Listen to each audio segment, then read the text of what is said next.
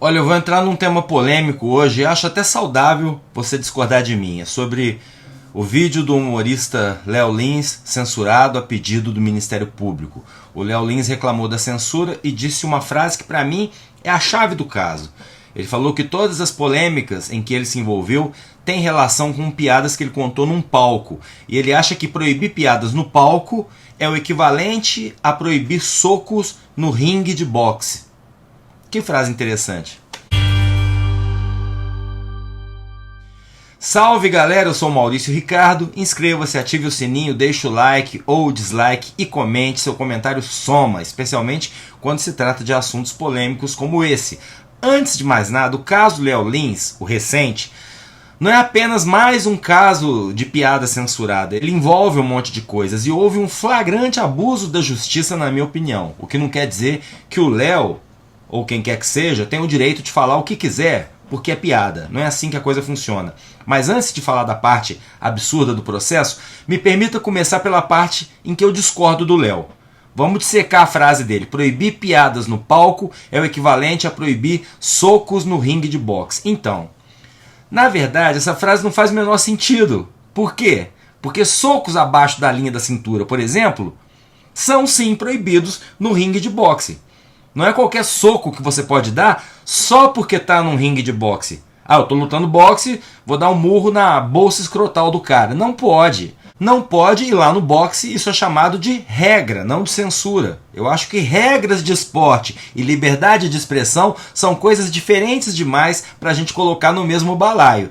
E quando o Léo Lins coloca, ao contrário de se defender, ele está dando um ótimo argumento contra si próprio. Porque a liberdade de expressão, como o boxe, tem regras.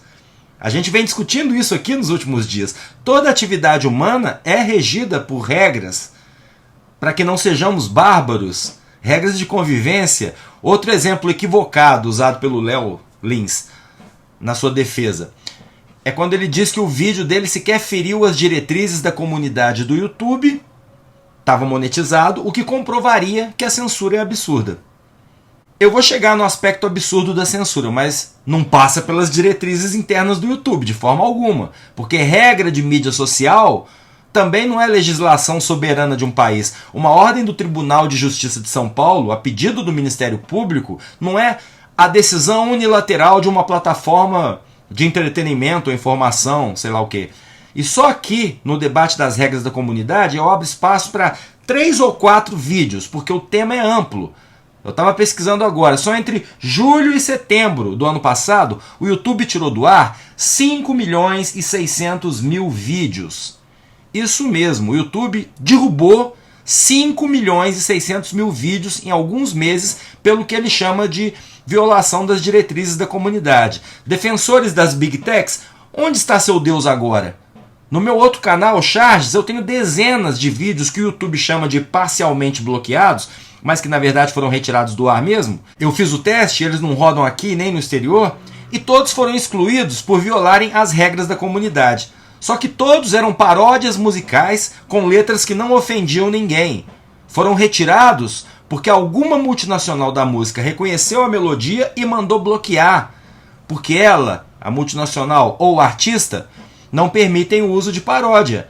Acontece, minha amiga e meu amigo que me prestigiam com a sua audiência, que a legislação brasileira não só permite paródias musicais, como garante o direito de uso de uma música para paródia humorística sem necessidade de se pedir autorização para o autor. Está lá na lei de direitos autorais. Então as minhas paródias são amparadas pela lei, mas não pela lei, entre aspas, do YouTube. Nesse caso, não adianta eu ir me queixar para o bispo. Vou abrir processo contra uma gigante por causa de algumas dezenas de vídeos, entre milhares e milhares que me ajudaram por anos e anos a pagar as contas da minha casa? Não.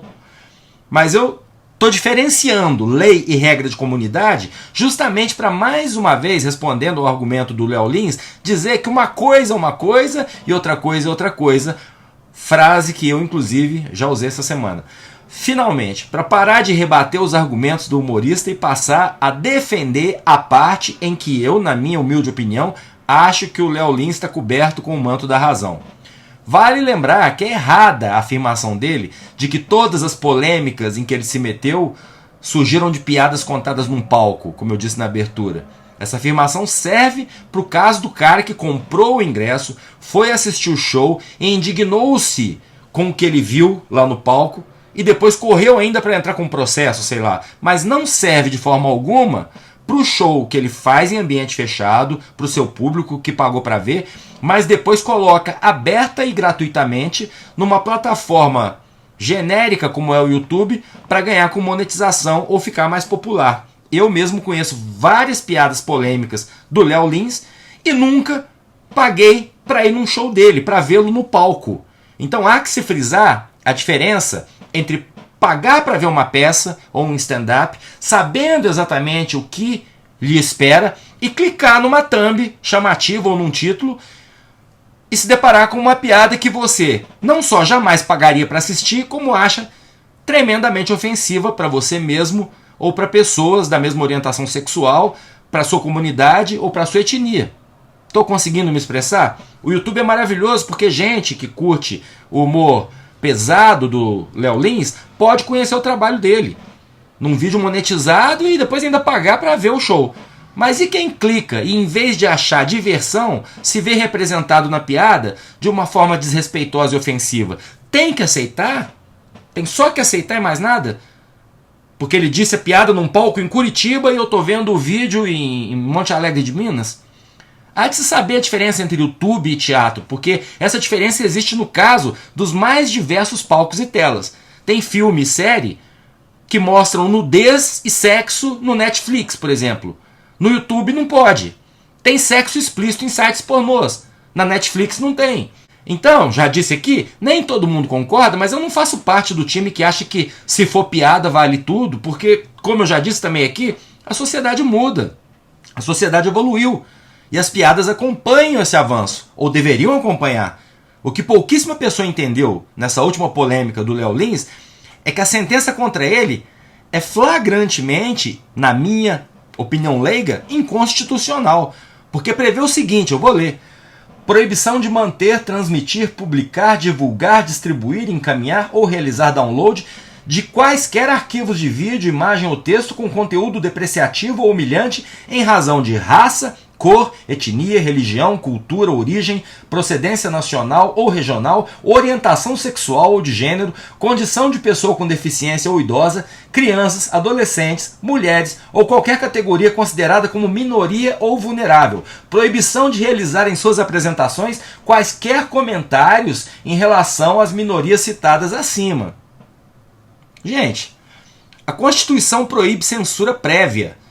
Você pode processar o cara por uma coisa que ele disse, não por uma coisa que ele ainda vai dizer.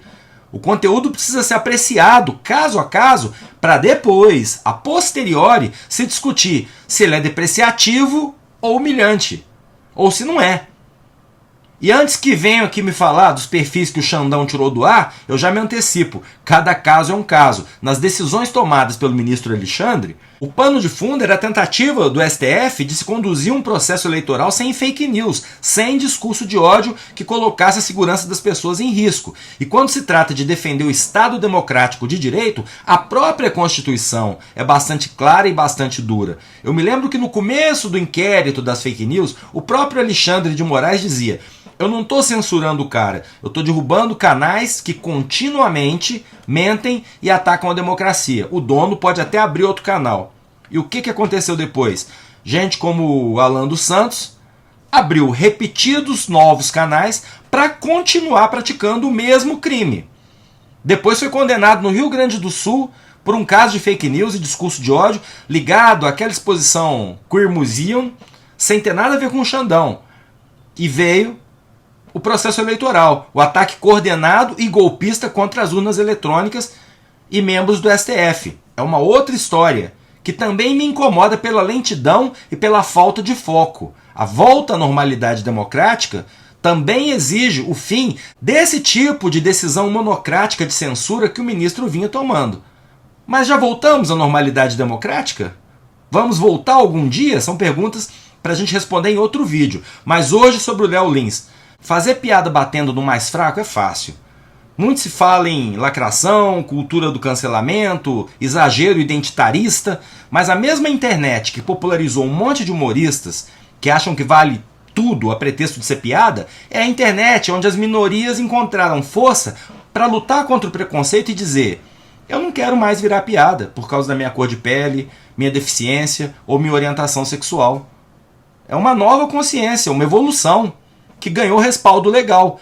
Gostando ou não, o comediante precisa aprender a conviver, a viver com isso. Em alguns casos, se só souber fazer piada racista ou preconceituosa, se reinventar, como tantos outros profissionais de tantas atividades tiveram que fazer com a evolução tecnológica.